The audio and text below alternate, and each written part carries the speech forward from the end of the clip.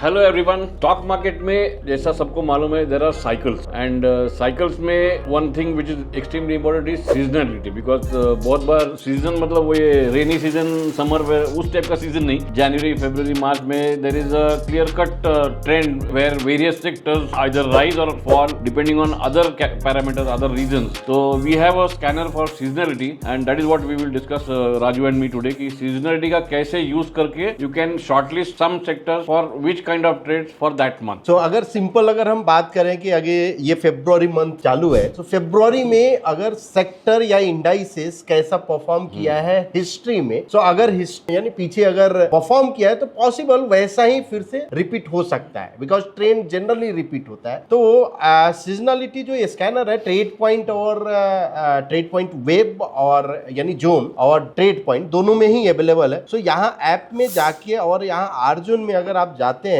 उसके बाद सीजनलिटी, तो सीजनलिटी एक इंडेक्स है और सीजनलिटी स्कैनर है। इंडेक्स पे अगर क्लिक करते हैं तो यहाँ कोई भी एक पर्टिकुलर सिंबल का कर सकते हैं। जैसे अगर मान लीजिए कि निफ्टी 50 का मुझे देखना है तो निफ्टी 50 और स्कैन किए, सो ये 1996 से लेकर और अभी तक का टोटल आपको बता दिया। 2025 में ये जनवरी में आपका रिटर्न ये। सो एवरेज फरवरी में क्या हुआ है तो 0.88% एवरेज परफॉर्मेंस है और 58% के करीब में इसका रिटर्न है। तो फरवरी मंथ जनरली जो हुआ है यानी पॉजिटिव मंथ रहा है। मतलब 1996 से 2025 मतलब 30 साल में 59% ऑफ द पॉजिटिव क्लोज हुआ है और एवरेज गेन 0.88%। तो ये इंडिकेट करता है। अब वैसे ही अगर किसी हमको स्टॉक का देखना है, कोई एक स्टॉक आप बोलो रैंडम, टीसीएस। लोग हमेशा बोलते हैं मैं रिलायंस की बात करता हूं इसलिए टीसीएस की नाम तो टीसीएस और टीसीएस स्कैन किया तो टीसीएस समझ में आया कि 0.68% ये एवरेज परफॉर्मेंस है और 50% इसका पॉजिटिव रेशियो,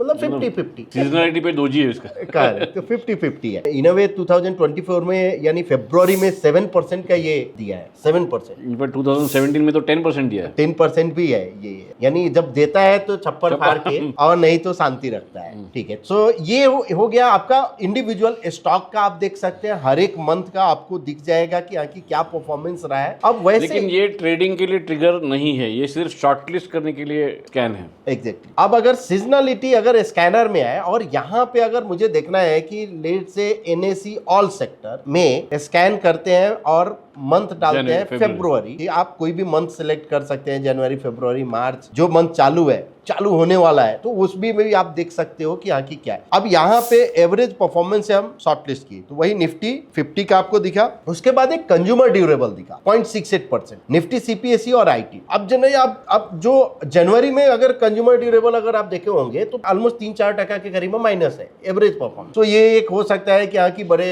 फॉल के बाद एक पुल बैक और एक्सेट्रा, बट ठीक है उस पे हम नहीं जाते हैं। इसमें एक आइडिया है जो वर्थ एक्सप्लोरिंग। जैसे अभी निफ्टी CPSE का पॉजिटिव कोरिलेशन है फरवरी का। इफ आई रिमेंबर करेक्टली, आज मैं दोपहर को देख रहा था, CPSE का जो अपना 1% ब्रेथ है वो 0 है। करेक्ट। तो मतलब वो वहां से अभी CPSE पे नजर रख सकते हैं। एग्जैक्टली, अगर यहाँ से कोई बुलिश पैटर्न अगर मिला तो सीजनलिटी विद ब्रेथ ये भी अच्छा कॉम्बिनेशन हो जाएगा। हाँ। सबसे अंडर परफॉर्म कौन सा किया है फरवरी में? तो मीडिया है, PSU bank, oil gas, Nifty bank, realty है। अगर हम RS चार्ट पे भी अगर देखें तो निफ्टी ऑयल गैस अभी भी अंडर परफॉर्म कर रहा है। इवन यानी जो बजट डे उस दिन भी अंडर परफॉर्म ही सब ये हाँ, ये BPCL। तो अब अगर मीडिया, PSU बैंक व ऑयल गैस, अब मुझे चाहिए कि मीडिया में या PSU बैंक या ऑयल गैस में कौन सा कैसा बिहेव कर रहा है। तो इसमें आप सिंपल ऑयल एंड गैस में जाओ, ऑयल एंड गैस इंडेक्स और स्कैन, तो मुझे समझ आएगा कि यहाँ की फरवरी मंथ में ATGL, GSPL, Petronet, IGL, MGL ये सब अंडर परफॉर्म किया है। और बाकी तो उल्टा BPCL, ONGC और ये सब यानी एवरेज फरवरी मंथ में परफॉर्मेंस। तो एक समझ आ जाता है कि कहाँ पे अंडर परफॉर्मेंस अगर है तो किस स्टॉक में ध्यान देना चाहिए। और ऐसा नहीं कि अब ATGL अगर आ गया या GSPL आ गया तो क्या GSPL जाके कल हम सेल कर देंगे? नहीं। उसके लिए प्राइस कंफर्मेशन जरूरी है। ये आपका शॉर्टलिस्ट करने का एक तरीका है जहां से आप शॉर्टलिस्ट करके आप स्टॉक देख सकते हो कि हाँ कि फरवरी मंथ के लिए मेरे लिए ये है। अब वैसे ही अगर हम पूरे FNO को अगर हम कर दें और स्कैन कर दें कि फरवरी में FNO जो है बिकॉज 228 है, अब 228 स्टॉक ये फरवरी मंथ के लिए स्कैन करेगा। स्कैन करने के बाद हम समझ आए कि मंथ वाइज पॉजिटिव रेशियो और या एवरेज परफॉर्मेंस जिधर आपको शॉर्टलिस्ट करना है कर दो। जियो अब जियो तो ज्यादा अभी ही आया, एक- करेक्ट, एक- पूना वाला भी यानी ये सब नए स्टॉक। करेक्ट, तो इसलिए ये सब दिखा रहा है। और जिंदाल स्टील है यहाँ पे, एक स्टील में 5% का, पॉलीकैब भी नहीं है, जोमेटो नया है, Zomato भी नया ये है। सब नया नया ही आ रहा है इसमें, बिकॉज एफएनओ में हमने रन किया। और अगर हम अंडर परफॉर्मेंस की बात करें, पेटीएम भी नया है। ये सभी नए वाले ही आ गए हैं मोस्टली। HFCL, हुडको, IRB, लाल पथला, PVR आइनॉक्स, जिसका मीडिया में भी था, तो मीडिया भी अंडर परफॉर्म था। PVR आइनॉक्स अगर हम देखें तो 5% के करीब में है। तो यहाँ समझ आ रहा है कि यहाँ की निगेटिव किसको देखना चाहिए। एक चीज है कि यहाँ की ये जितने अभी तक जितना इसका हिस्ट्री है, डिलीवरी स्टॉक या जियो फाइनेंस अभी रिसेंट है, बट फेब्रुअरी मंथ जो है ना, ये सब आउट परफॉर्म किया है। PD लाइट ये इसका है हिस्ट्री, हाँ। PD लाइट का, तो PD लाइट भी आउट परफॉर्म किया है। बजाज फाइनेंस ये एक इंटरेस्टिंग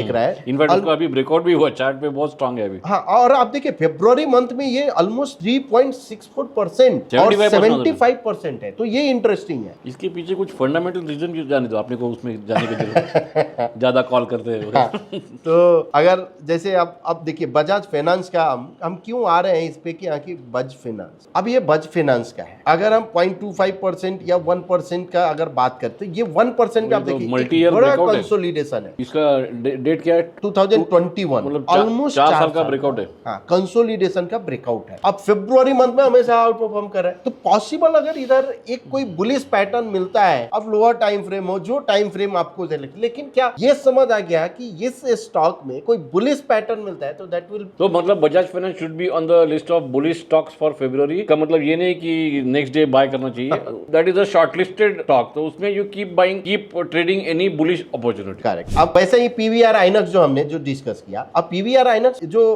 हमेशा क्या किया है, अंडर परफॉर्म किया। अब अगर 1% का भी देखो तो क्लियर अभी भी अंडर परफॉर्म। हाँ, अब चार्ट पे देख, चार्ट पे क्या है, ये सॉर्ट ऑफ पैटर्न रेट, तो अभी तो शॉर्ट आपको नहीं करना। वेट करना है कि यहाँ की क्या है, ऐसा नहीं कि यहाँ की जाके और एकदम से ये सेल करना है। कहीं पे जो बेरिश अपॉर्चुनिटी मिलता है फिर जाके आपको रिएक्ट करना है अकॉर्डिंगली। और ये ट्रेड पॉइंट में भी अवेलेबल है, तो जैसे अगर आप स्कैनर में आप आओगे, स्मार्ट स्कैनर, तो यहाँ पे सीजनलिटी स्कैनर है। फिर मैट्रिक्स में अगर आप जाओगे तो हमने जो दिया है सीजनलिटी इंडेक्स, तो यहाँ आप सीजनलिटी इंडेक्स भी देख सकते हैं। तो ये एक था कि फरवरी मंथ में इंडेक्स जो बोलते हैं कि हाँ की इतना आउट परफॉर्म किया, इतना % रिटर्न दिया है, तो ये एक मेथड है जिसमें एक क्लिक में आपको समझ में आ जाएगा कि कौन सा स्टॉक या इंडेक्स कैसा बिहेव किया है previous. It is just a method to shortlist stocks. हमेशा जो कंफ्यूजन रहता है कि कौन से स्टॉक्स पे ट्रेड करना चाहिए, तो this is a, you can shortlist the stocks, list बना के then keep trading bullish opportunities in the bullish stocks, bearish opportunities in the bearish stocks. Correct. एक PI इंडस्ट्री भी देखिए 4% है और 69%, ये सब जो स्टॉक है एक अच्छा खासा इंटरेस्टिंग जो दिख रहा है, एम्फेसिस है। आइसर उसमें दूसरा भी एक है जो थोड़ा सा ज्यादा और डीप में जाने के लिए, कि एक तो है इस मंथ का फरवरी का सीजनलिटी, उसके ऊपर और किसी को डीप में जाना है तो पिछले 2-3 महीने में क्या हुआ था। Correct. जैसे अभी निफ्टी का एक बहुत बड़ा स्टैटिस्टिक्स है कि लास्ट आई थिंक 20 या 22 साल में फर्स्ट टाइम ऐसा हुआ है कि 4 कंसेक्यूटिव मंथ्स नेगेटिव क्लोज हुआ है। तो इसके बाद तो पुल बैक तो आना ही है। मतलब of course nothing is guaranteed, but more chances, इसलिए निफ्टी पॉजिटिव है, प्लस वो 4 मंथ्स का हिस्ट्री है वैसा, तो वैसा थोड़ा और डीपर एनालिसिस भी कर सकते हैं। जैसे ये आइसर मोटर का यहाँ पे जो दिखा, आइसर मोटर क्या है, ये एक कंसोलिडेशन फेज में, वो भी ब्रेकआउट है और ब्रेकआउट, तो ये एक कैंडिडेट की आगे फिर से कोई पुल बैक आता है, नेक्स्ट फॉलो थ्रू, तो ये बुलिश आपका एक सिंक हो जाता है कि आगे आप विद इन द ट्रेंड रहते हैं हमेशा, और ट्रेंड के अगेंस्ट कभी जाने का कोशिश हम नहीं करते। So basically this is what you are shortlisting from what the market is telling you, not what you are telling the market. So market ये बोल रहा है कि ये स्टॉक ने फरवरी में मेजॉरिटी टाइम्स बुलिश इतने % दिए थे, तो उसके बाद you are taking your analysis forward. So hope ये आपको वीडियो अच्छा लगा. Do share it, subscribe to the channel and like this video also. Thank you. Thank you.